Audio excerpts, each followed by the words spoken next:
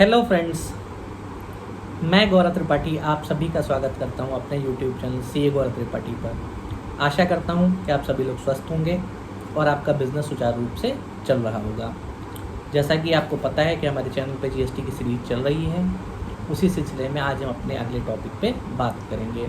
एक हमारे बहुत ही रेगुलर सब्सक्राइबर हैं और उनका बहुत रेगुलर कमेंट आ रहा था कि सर आप मैन्युफैक्चरर ऑफ फर्नीचर, यानी कि जो लोग फर्नीचर की मैन्युफैक्चरिंग करते हैं उसके ऊपर एक वीडियो बनाइए। तो आज हम उन्हीं की रिक्वेस्ट पर ये वीडियो बनाने जा रहे हैं। आशा करता हूँ आप सभी को यह पसंद आएगा।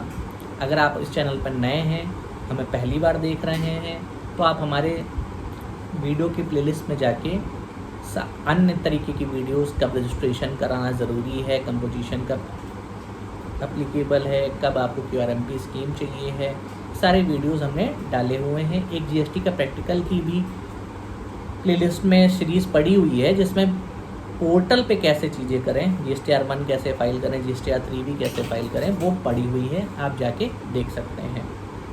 तो चलिए वीडियो शुरू करते हैं।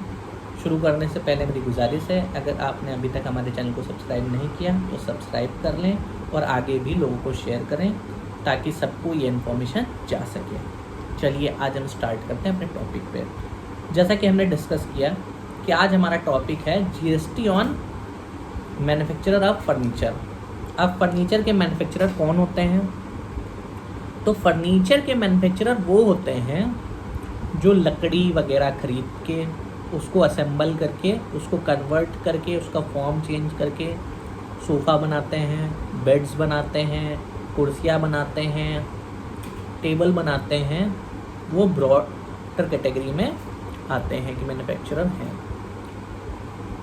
तो क्या बिजनेस मॉडल होता है इनका कि इन्होंने लकड़ी खरीद ली, लोग हायर कर लिए, मशीनरी लगा ली और इन्होंने मैन्युफैक्चरिंग स्टार्ट कर दी।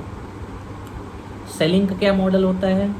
ये अपना खुद का शोरूम भी इनका हो सकता है या फिर ये किसी को सप्लाई करें, होलसेलर को सप्लाई करें या समटाइम्स रिटेलर को भी बेच सकते हैं। चलिए पहले हम बात कर लेते हैं इस सेल्स कैसे रहेगी लोगों की। तो जो भी प्रोडक्ट बन के तैयार होगा वो उसको बिलिंग करेंगे। मान लीजिए इन्होंने 100 बेड बनाए या 100 कुर्सियाँ बनाई, तो इनको एक ऑर्डर आया कि आप मुझे 50 कुर्सियाँ और 30 बेड का बिल कर दो। तो ये उस होलसेलर को पर्टिकुलर उसके जीएसटी नंबर पे बिलिंग करेंगे, उस पर टैक्स चार्ज कर देंगे। बेड की जीएसटी रेट अलग है, फर्नीचर की जीएसटी रेट अलग है, आपको गूगल पे बहुत आसानी से मिल जाएगा। अदरवाइज़ मैं कमेंट सेक्शन में एक लिस्ट डाल दूँगा किस आइटम पे कितना रेट है, ठीक है। तो इन्होंने बिल किया, इन्होंने बिल करते समय उस पार्टी का जीएसटी नंबर डालना है, पार्टी का एड्रेस डालना है। अगर 50,000 से ऊपर माल बेच रहे हैं तो इनको ई-वे बिल भी बनाना है।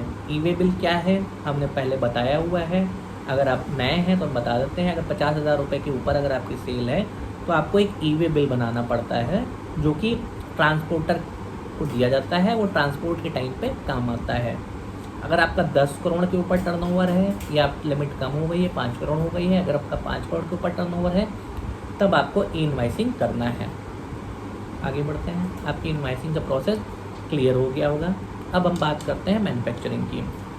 तो जैसा कि हमने डिस्कस किया, मैन्युफैक्चरिंग करते समय सबसे पहले तो प्लांट एंड मशीनरी लगाएंगे ये, फिर ये लकड़ी खरीद के लाएंगे, फिर रॉ मटेरियल आएगा। तो अब धीरे धीरे बात करते हैं कि इस पर ITC की क्या सीन है। तो प्लांट एंड मशीनरी आ रही है, प्लांट एंड मशीनरी आप बिलिंग करा के ला रहे हो, आपको पूरा उसका ITC मिलेगा क्योंकि वो सिर्फ और सिर्फ बिजनेस में यूज़ हो रही है। तो आपको वो as a capital goods plant and machinery की ITC मिल गई, वो आपने क्लेम कर लेनी है। उसके बाद जो भी रॉ मटेरियल आप खरीद रहे हो, ये ध्यान रखिएगा, raw material composition tax payer वालों की ITC नहीं मिलेगी। अगर आप नॉर्मल टैक्स पेयर से खरीद रहे हैं, मतलब जिससे आप खरीद रहे हैं वो भी रेगुलर टैक्स पेयर है, कंपोजिशन में रजिस्टर्ड नहीं है, तब आपको ITC का लाभ मिलेगा। अगर आपने छोटी सी कील भी लगाई है तब भी उसका ITC का लाभ मिलेगा, बशर्ते आपके पास इनवाइस होनी चाहिए, आपने उसको पेमेंट करा होना चाहिए और आपके 2B में, ध्यान रखिए 2B में दिख रहा होना चाहिए, तब आपको ITC का लाभ मिलेगा। तो आपने प्लांट मशीनरी की ITC ले ली, रॉ मटेरियल की ITC ले ली, और अगर आपने किसी से सर्विसेज ली हैं, फॉर सपोज आप किसी को हायर कर रहे हैं, कंसल्टेंट हायर कर रहे हैं, जॉब वर्कर हायर कर रहे हैं, तो उनकी भी ITC आपको मिलनी है। ये सब ITC आपने इकट्ठा कर ली। वहाँ आपने सेल्स के थ्रू लायबिलिटी क्रिएट करी, यहाँ पे ये ITC मिल गई। तो जब आप पे करेंगे तो liability minus ITC whichever is higher. अगर लायबिलिटी ज़्यादा है तो आपको कैश में पे करना पड़ेगा, अगर ITC ज़्यादा है तो आपको पे नहीं करना पड़ेगा। जो एक्स्ट्रा ITC है वो कैरी फॉरवर्ड हो जाएगी, वो इलेक्ट्रॉनिक क्रेडिट लेजर में चली जाएगी।